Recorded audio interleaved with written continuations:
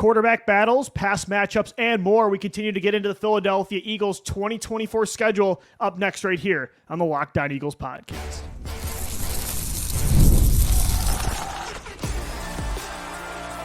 You are Locked On Eagles, your daily Philadelphia Eagles podcast, part of the Locked On Podcast Network, your team every day. What's up, Eagles fans? Welcome into this Thursday edition of the Locked On Eagles podcast. I'm Louie DiBiase, joined as always by Gino Camilleri. We're your hosts of the only daily Philadelphia Eagles podcast, Monday through Friday. You can also find our work over at Bleacher Report. Today's episode is brought to you by Game Time. Download the Game Time app, create an account, use that code LOCKEDONNFL for $20 off your first purchase. Terms do apply. The Philadelphia Eagles 2024 schedule officially unveiled last night, Gino. We had a lot of our main takes on yesterday's podcast. You can check that out on all audio feeds as well as on YouTube. Pretty well balanced. Didn't love the Week 5 bye, but there's no 2023 gauntlet. 4 of your last 5 games are at home. The 6 final games, you don't have to get on a plane to go to any road trips. Overall, a solid schedule. But, Gino, one thing I'm really excited about, and it's cool to say this 2 years in a row, after the 2022 season, like when I see the Eagles play an up-and-coming star quarterback like Jordan Love or Trevor Lawrence, when I see them play an established star quarterback like Joe Burrow or Lamar Jackson, it's good to have the feeling of, yes, our quarterback, if that guy's on that day, can go toe-to-toe with them, even if they're putting up 30-plus points. And it might be weird to say because last year feels like kind of a down year for Jalen Hurts, but last year proved to me even more, or I should say instilled even more confidence in me that Jalen Hurts can do that, because we saw in that gauntlet how many times he had to go toe-to-toe with a Josh Allen who's on fire, and he had to put up 30-plus points and make double-digit comebacks in the second half. Like last year put more confidence in me that Hurts can be that star battling the other stars. I already had that confidence coming off of the year before, and sure, looking back at it now, yes, retrospect is completely 2020, but Jalen Hurts was broken at that time. But the whole offense was broken at that time. Nothing was going right.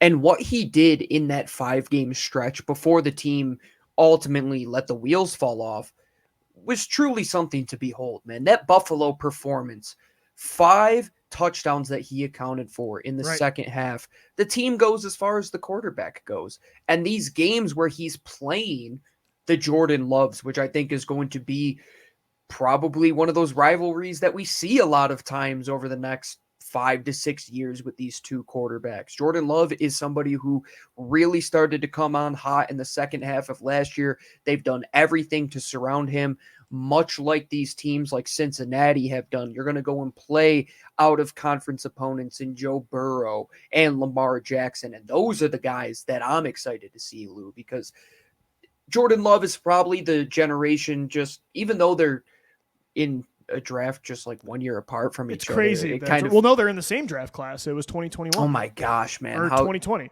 That's crazy how time flies. And Jordan Love was drafted before Jalen Hurts. But you kind of look at the next elevation of it. You see Jalen going against these guys like Lamar and Joe Burrow, as I said. And then you're going to see the up-and-comers like Trevor Lawrence, like you had said, who's probably a year ahead of Jordan Love in that development curve. And he has all of the guys at his disposal as well.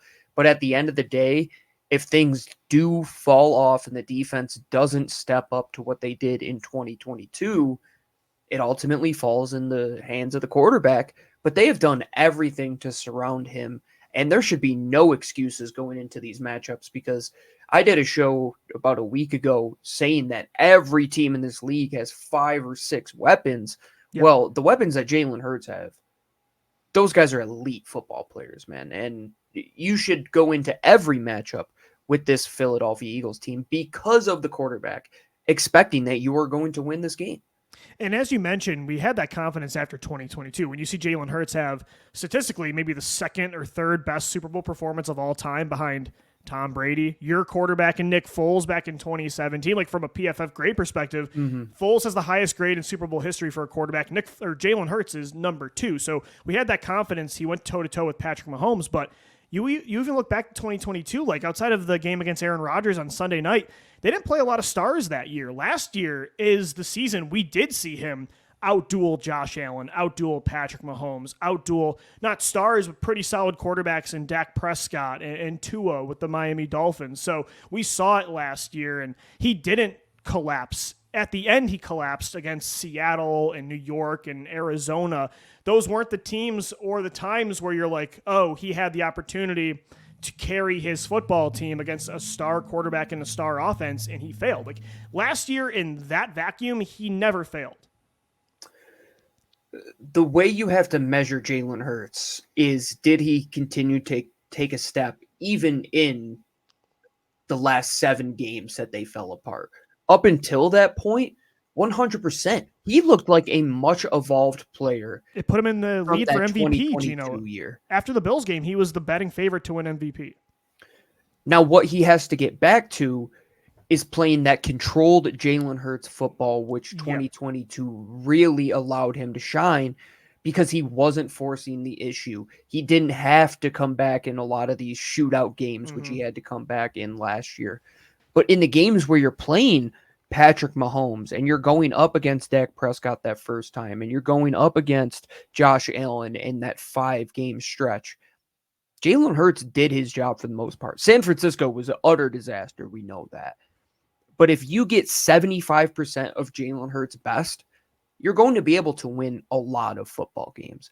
And if somebody has the mental fortitude to continue to get better off of that collapse, I would put it in number one's hands that it would be him of all people. He's still so young.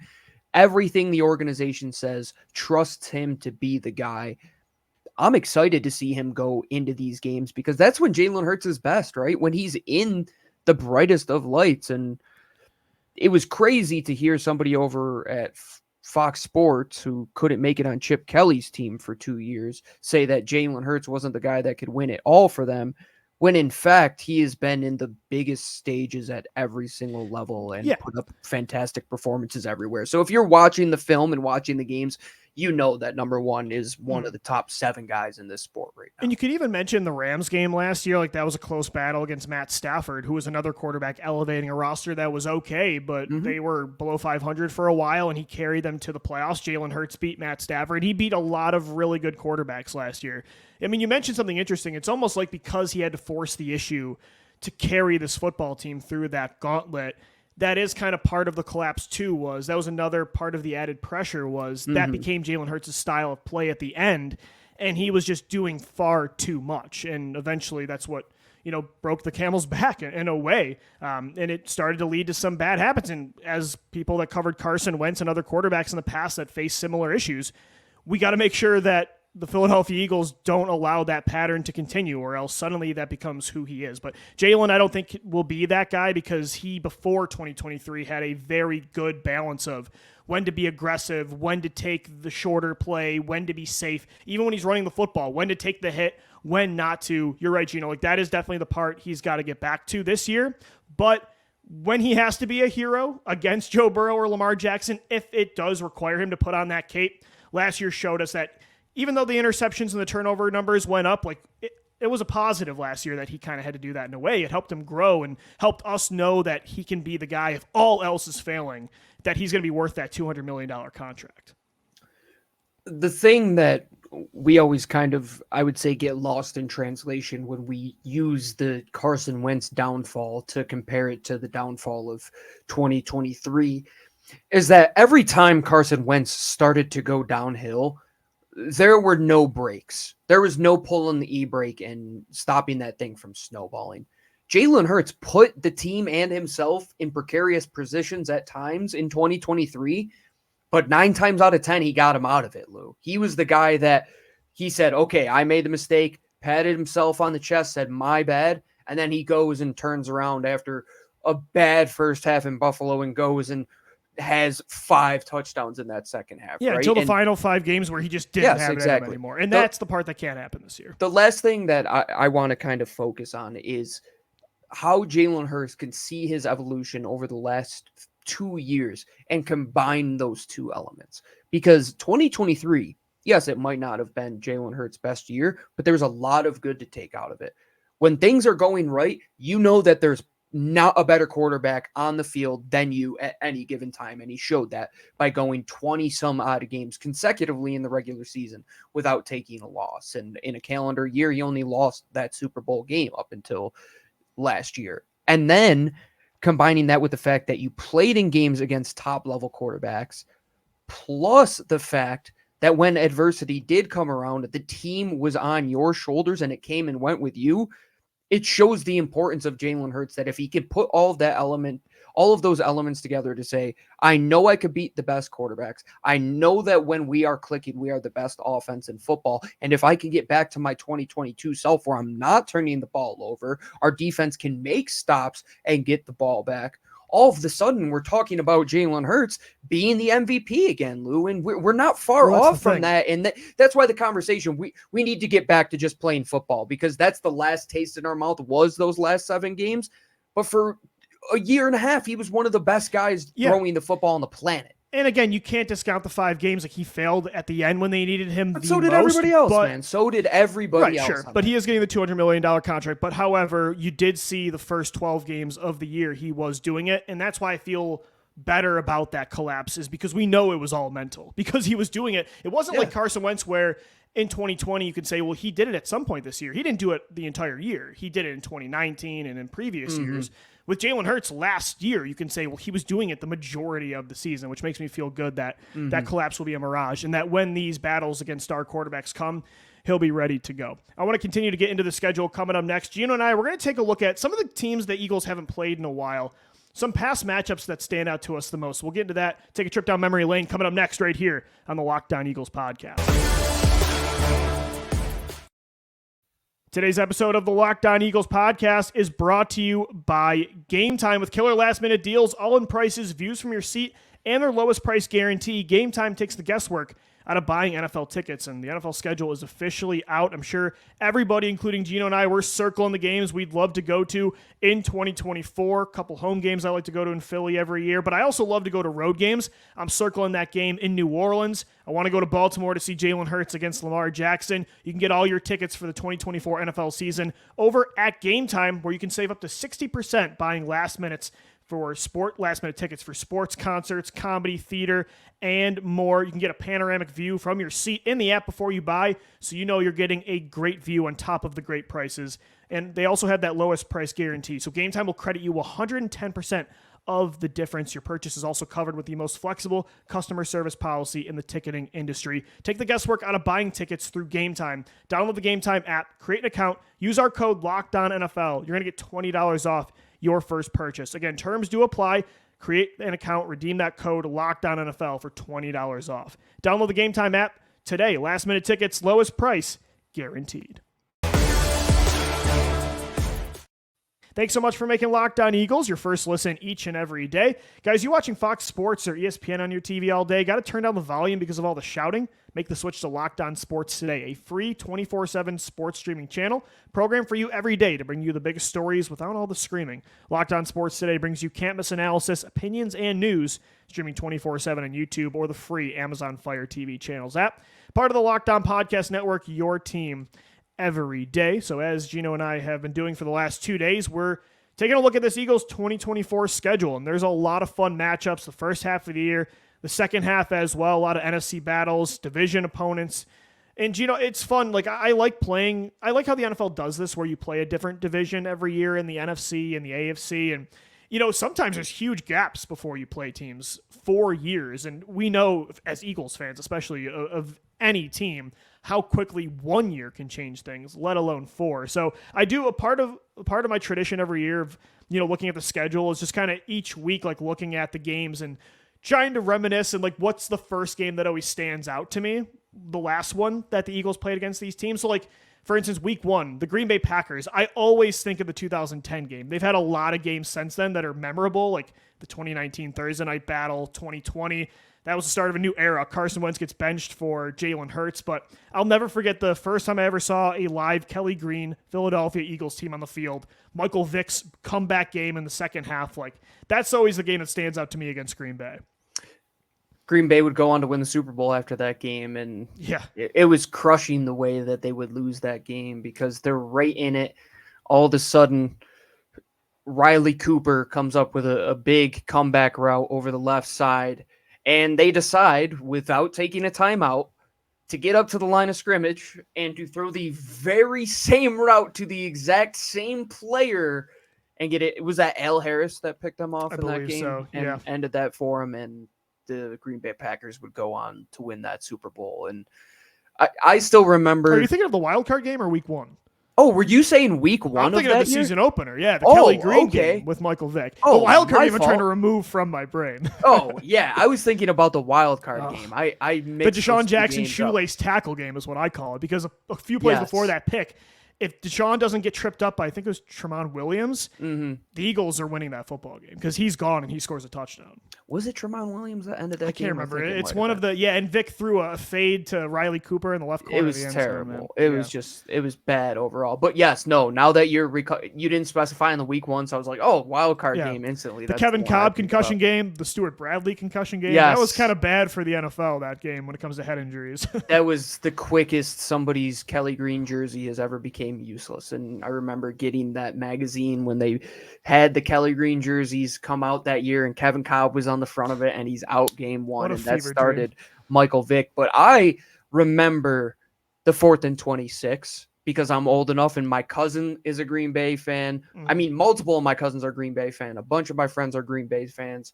And I remember that I was probably crying as a kid at that point, but just to see Donovan McNabb and Freddie Mitchell make that play, say what you want, he probably would have been ruled short by some English Premier League VAR if they were to measure it at this point in time.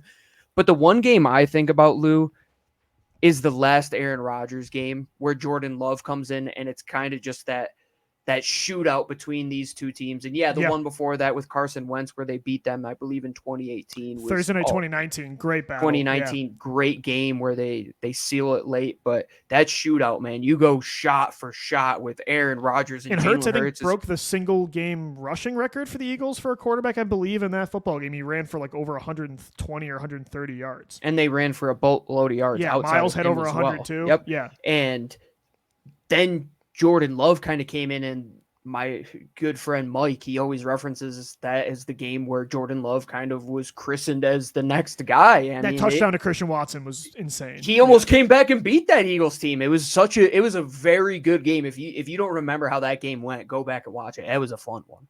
The Atlanta games are fun too. The Eagles have played them in the season opener 3 times in the last decade, and they get them week 2 this year on Monday Night Football.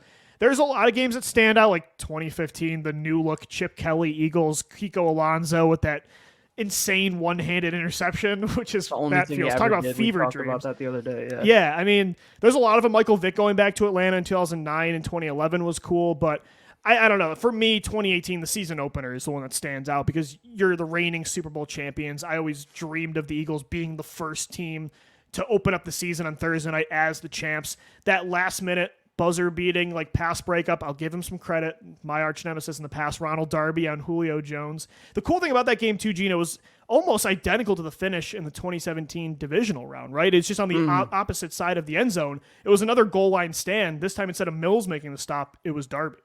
Great storytelling moment too, because they have that similar play. It wasn't exactly the Philly special. Nick Foles touched it at first. Philly, yeah, the Philly, and they that was Clement to Aguilar. Aguilar threw it to Foles that time. Yep, and that was an ugly game. It was not one that was fun. But no, I want to tell a quick story about the NFC Championship that put them in the Super Bowl. Okay. I was going to say, this segment's definitely aging me compared to you. Yeah. Because I'm like, remember that 2018 game? Let's go back to the conference title run. 3.5 years older. Yeah, but I mean, that's a huge difference for memory for sports, man. So we are at my dad's best friend's house at the time. It's a second quarter. No, halfway through the third quarter, and the power goes out. And we left as fast as possible. Doesn't the power come on? Both me and my dad hit the squares, but we weren't there to claim the money. But I was at home, and I got home soon enough to see the Eagles go to the Super Bowl. Which I've been having an anxiety attack. I would take any amount of money and throw it out the window to see the Eagles get to the Super Bowl. So that that really set it in stride. But the LG Crumpler hit was great. Oh. I want to focus on these AFC matchups that we don't get all of the time. Yeah. Donovan McNabb saying He doesn't know that a Bengals? Are you tie talking about is the in the Bengals? rule book. And Doug Peterson punting at the end of Isn't the it insane? We've had Cincinnati game. 2 ties against this stupid Bengals team. I hate playing them. How do they become the worst team in football when they play the Cincinnati Bengals? They quite literally forget how to play That the was the sport. death of that era as we knew it. Gino was 20. The McNabb thing's hilarious, but 2020 was sad because Doug punted away Peterson his knew tenure as about a the head tie coach. rule. Yeah. And Doug Peterson was the most aggressive coach in the league for 3 straight years. And that's when I knew, he gave up on this team. This team clearly does not have the talent for them to trust that they can get this done. The fact that he punted and settled for a tie when you're 0-2, that was when it was like, this is over. Because the first 2 games, the collapse in Washington, you're like, okay, but the first half Wentz still kind of looked insanely good. Week 2, it's against a great Rams team. That Bengals game, I'm like, this is probably over. There's been some ones against these AFC North teams that I'd like to put out of my memory, The Baltimore specifically games too, against man. Baltimore. Was Baltimore the Reggie Brown threw the fumble backwards game? Ronnie Brown, that was Ronnie in Brown, San yeah. Francisco. I That believe. was San Francisco. But it was the Baltimore's same had some season. bad ones, man. Like I remember 2012, they won the game to get to 2-1. It was a super close back and forth, but that was when the Eagles were like leading the league in turnovers, and yet they were 3-1, and you knew it was about to end. It was the quote unquote redeem team, Andy Reid's last year. There's never really been a fun Baltimore game since I've watched the Eagles growing up. Yeah, the year of the tie was also the year of that blowout where Ed Reed took that McNabb pass back like 108 yards, and there hasn't been some great memories. Who was the tackle in 2020 against Baltimore that took a picture with Lamar after the game after he let Wentz get It was sacked? Jamon Brown. He allowed 6 sacks up against Carson Wentz. But and I took a selfie with Lamar after the game. the Pittsburgh games have been a little bit better. Same with the Browns. The Pittsburgh game that I remember and I always hold true is that 2008 when they went to the Super Bowl. If the Eagles got back to that Super Bowl against Pittsburgh, they were going to wipe the floor with them. They sacked Roethlisberger, I believe, 7 times in that regular season performance, and that's the one fan fiction game I'll always write home about. I want to keep this going. Coming up next, got to take another break, but we're going to continue to reminisce with the Eagles' upcoming matchups in 2024, especially in the AFC, is they don't play these teams once every 4 years. So we'll continue to get into it. Coming up next right here on the Locked On Eagles podcast. As we roll along, this episode is brought to you by our friends over at FanDuel. It's winner take all time in the NBA and NHL, and FanDuel is giving you a shot to bring home a big win of your own. Denver Nuggets, Lou, they got a chance to go to back-to-back. They're back. Finals. I don't think anybody is stopping Djokovic at this time. You had a great tweet. Remember that time that Anthony Edwards was dubbed the next Michael Jordan of the NBA? Hasn't happened yet, folks, so ride with the Nuggets. And right now, new customers get $150 in bonus bets with any winning $5 bet. Say you want to take a player prop. Say you want to take Nikola Jokic. How many blocks, how many steals, how many points. You can bet on all of that. And if you hit on a win, that's $150 to bet on spreads, money line, player props, and more. Visit FanDuel.com/lockedon and make every playoff shot count. FanDuel is the official sportsbook of the entire United States, the official sportsbook of the Locked On Eagles podcast and the entire Locked On podcast network. All right, Eagles fans, we are wrapping up this Thursday edition of the Locked On Eagles podcast. Taking a look at the 2024 schedule, a lot of these teams the Eagles haven't played in a while, especially in the AFC. You look at the AFC North, the Pittsburgh Steelers, the Baltimore Ravens, the Cleveland Browns, the Cincinnati Bengals. You know, a bad taste in my mouth against those teams because that was the 2020 year, and that was the end of my favorite era of Eagles football, and it was just depressing. And pretty much every one of those matchups was depressing. Although the Pittsburgh game was the Travis Fulgham game, right, where he had over 130 receiving yards, if not more. There's some other ones too, though. Like I look at the Rams; they've been playing them a lot lately. Even last year, that was a good close game, but 2017 is the game you always think of against LA, right? I mean, that changed the entire course of this franchise's path moving forward. Carson Wentz is the MVP favorite. It's a toe-to-toe, going head-to-head matchup against another great NFC team, trying to lock up the division in the 1 seed. It's a shootout, and then Wentz, of course, tears the ACL. But that was a great game. Even Wentz on a torn ACL stands in the pocket and throws the go-ahead touchdown to Alshon Jeffrey. I mean, the game even in 2018 was awesome too, back and forth. That was important. They've had some barn burners against LA. With Carson Wentz, the AFC North was kind of his rise and fall all in one. Sure, because 2016, right? To step aside before he got to the LA games, his coming out party was against the Browns. We all remember his first touchdown to Jordan Matthews. One of my favorite games ever in 2016. And then against Pittsburgh, where they walked all over him with Darren Sproles' long touchdown to get to 3-0. And then 2017, the LA game was the pinnacle of Carson. That was the end of Carson Wentz as we knew it. That was the last time you saw an MVP level player. Correct. Had Trey Burton at tight end. I was blanking on his name for a second there, but absolutely went bananas that game. I believe he had 2 touchdown catches in that game. That last Brent Selleck did too. It was a weird touchdown game. That was Tyler Higbee had a big game against them in 2020 as well. Like some weird guys have big games against the Eagles as well in those games. But in 2017, that last minute when Brandon Graham runs that ball back into the end zone, that was the moment where it was like, even if things are bad, there's still something special about this team. I wish I felt that at the time, Gino, but I was dead inside. I'm like, we were all dead inside when Carson Wentz went out, right? I mean, that was the end of it. But hey, Nick Foles, what did he do? He went and won a Super Bowl, and then he did the same thing against the Rams the next year. That was a great game. And they needed that because that was the first game after they shut Wentz down with the fracture in his back. They had to run the table, go 4-0 against teams. It was right after that mind-numbingly frustrating game against the Cowboys, the ref game basically, where they just screwed the Eagles over. They were 6-7. They had to run the table. Sean McVay's like the coach of the year candidate, and Doug Peterson, the Eagles, just take them out. Aaron Donald does nothing. It's a back and forth game. Alshon Jeffrey had a massive game. That's when he started that hot run into the playoffs. Yeah, they had some fun ones against the Rams. There's some really good matchups they have this year. Even like the one weird matchup, Gino, I'm looking at with the schedule that I don't have a lot of memories for is New Orleans. They just don't have a lot of memorable games with them. I have a lot of. What's the one you think of against the Saints? The Sheldon Brown game, maybe? Sheldon Brown, of course. The hit on Reggie they Bush. should have won that game, man. Playoffs, they just played terribly in that game. And then also, Nick Foles left the field in 2013 with the lead, and you just saw that team dying, just getting chipped. And that's the last element we saw of the team, right? I'm purposely not mentioning just getting chipped away, no pun intended. And 2018 is the one I'm purposely not mentioning because it just still the Alshon drop hurts to this day. Oh, the playoff game. Yeah, that was.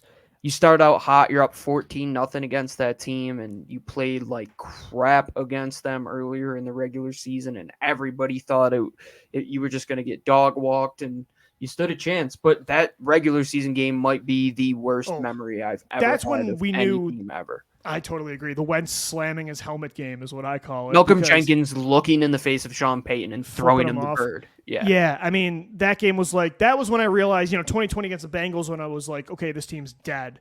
2018, when that Saints game happened, I'm like, oh, the magic of last year is not here. Oh, we think we're in Disney World, but we're like in the middle of a rest stop in Iowa. No offense, Iowa. No, right. Because before that, I was going to say, leave Cooper DeJean. As Cooper DeJean, I take offense to this. But for me, like the Saints game, before that, Wentz, I could keep saying, oh, he's getting back from the injury still. He's getting his feet under him. That game, I'm like, oh, they don't have it. But I feel like I'm one of the few people that believe this still, that if Alshon doesn't drop that pass, I don't know, maybe it's just I'm buying too much into the destiny thing and the just magic of those Eagles teams. But when the Saints miss that field goal and there's a little over 2 minutes left and they're driving down the field, I'm like, oh, this is what the Eagles do with Nick Foles. They're going to win this football game. And they killed the Rams. They played really well that year already against them. I would have said they're going into LA again. They're going to win the NFC title. And then they can beat that 2018 Patriots team that offensively was not the same as the year before. I'll say that to myself to this day. Most don't believe it anymore. About 08 with the Eagles if they would have beat Pittsburgh. I feel the same. 08 and 18 are two teams that I think get overlooked in Eagles history as potential title teams. Worst memory of any of the teams that we're playing this year? Ooh, great question. I know mine. It's easy. It might be the Bengals tie. I mean, yeah, that's got to be it for me.